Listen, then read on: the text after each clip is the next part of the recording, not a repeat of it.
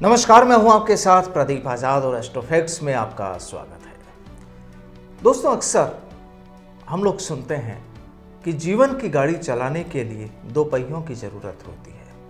मतलब जो व्यक्ति शादीशुदा है, वैवाहिक जीवन जिसका है, तो वहां पर इस बात को कहा जाता है, चर्चाएं इस बात की होती है कि पति और पत्नी दोनों के बीच सामंजस्य होना चाहिए, और दोनों के बीच अगर सामंजस्य है तो आपकी चलती हुई गाड़ी को कोई नहीं रोक सकता और आपकी गाड़ी कामयाबी के सफ़र पर तेज़ी से दौड़ती रहती है। लेकिन कई बार ऐसा भी होता है कि यहाँ विवाद वाली तस्वीरें भी सामने आती हैं। विवाद से मतलब पति और पत्नी के बीच अनबन, या हम इसे अगर दूसरी भाषा में बात करें तो ये कह सकते हैं कि वैवाहिक जीवन में, लोगों के वैवाहिक जीवन में कई बार उतार चढ़ाव भी देखने को मिलते हैं। वजह कई हो सकती है, आपसी अनबन हो सकती है, विचारों का मतभेद हो सकता है, या कई वजह हैं। लेकिन ज्योतिष शास्त्र इस विषय पर क्या कहता है, ये भी एक अहम बात है। क्या कहता है ज्योतिष शास्त्र, इसे बताने के लिए मेरे साथ मौजूद हैं अनुभव शर्मा जी, ज्योतिष भूषण। और अनुभव जी से पहला सवाल ये कि विषय ये कि वैवाहिक जीवन में जो उतार चढ़ाव होते हैं किसी भी व्यक्ति के, आखिर क्यों होता है, सबसे बड़ा सवाल। नमस्कार साथियों, जय श्री कृष्णा। देखिए, वैवाहिक जीवन में उतार चढ़ाव क्यों आते हैं? देखिए, किसी भी इंसान की जिंदगी में उतार चढ़ाव क्यों आते हैं? क्योंकि ये प्रकृति का नियम है।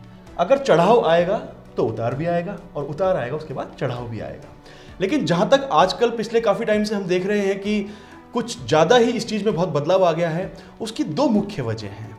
एक तो बहुत ज़्यादा एक्सपेक्टेशन करना, किसी से बहुत ज़्यादा एक्सपेक्ट करना, और दूसरा ईगो। ये दो चीज़ें ऐसी हैं जो हर इंसान के जीवन में प्रवेश कर चुकी हैं। लेकिन जहाँ तक ज्योतिष शास्त्र से इसका संबंध है, उसके लिए दो ग्रह इसके लिए उत्तरदायी हैं, गुरु और शुक्र।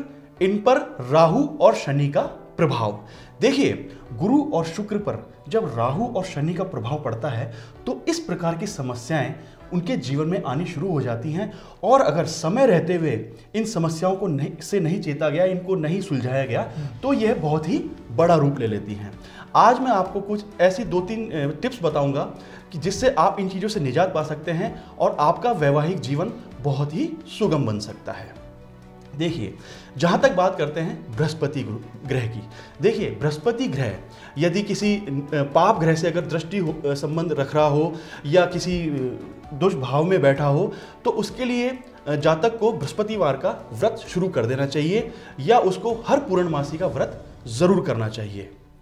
और एक चीज़ का हमेशा ध्यान रखिए, अगर आप बृहस्पतिवार का व्रत कर रहे हैं तो आपको बृहस्पतिवार की व्रत कथा केले के वृक्ष के सामने जरूर पढ़नी होगी, क्योंकि उसके बिना ये व्रत अधूरा है।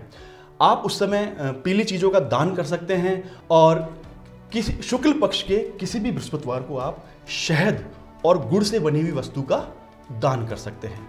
अब बात करते हैं शुक्र ग्रह के बारे में। देखिए, शुक्र ग्रह के लिए यह कहा जाता है कि यह वैवाहिक जीवन के लिए और सुख समृद्धि के लिए बहुत ही महत्वपूर्ण ग्रह है। तो इसके लिए आप प्रत्येक शुक्रवार को सफ़ेद वस्तु का दान करें, और सुगंध से संबंधित चीज़ें हो गई और विलासिता से कुछ संबंधित चीज़ें हो गई, अगर इसका आप थोड़ा दान कर सकें तो यह आपके लिए बहुत उपयुक्त रहेगा। और एक इसका छोटा सा उपाय मैं आपको बता रहा हूँ। और जब आप स्नान करने के लिए जाएँ तो बाल्टी में अपने पानी के साथ में थोड़ा सा दही उसमें मिला लें, और उसके बाद उससे आप स्नान करें। उससे आपका जो शुक्र ग्रह है वह बहुत ही प्रबल होगा। तो ज्योतिष शास्त्र में उपाय भी हैं, कारण भी हैं, वजह भी है, सब कुछ है, बस पहचानना होगा। और अगर कोई भी व्यक्ति इस तरह की समस्या से परेशान है तो वो अपने स्तर पर उनका निदान करने के साथ साथ एस्ट्रोलॉजी, ज्योतिष शास्त्र से जुड़े लोगों से भी राय मशविरा कर सकते हैं।